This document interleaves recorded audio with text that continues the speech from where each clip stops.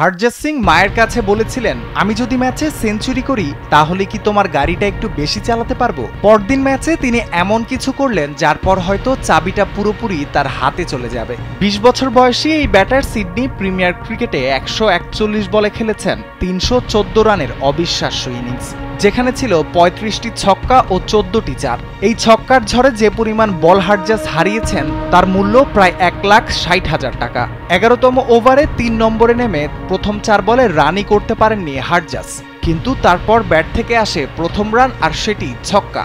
এই ইনিংস ভেঙে দেয় ক্লাব কিংবদন্তি বব সিমসনের ২২৯ রানের রেকর্ড, এবং এটি সিডনির প্রথম গ্রেড ক্রিকেট ইতিহাসে তৃতীয় সর্বোচ্চ ব্যক্তিগত স্কোর। হরজাস ২০২৪ অনূর্ধ্ব-১৯ বিশ্বকাপে অস্ট্রেলিয়ার হয়ে খেলেছেন। ফাইনালে ভারতের বিপক্ষে ৫৫ রান করে দলের জয়ে বড় অবদান রাখেন এই ব্যাটার।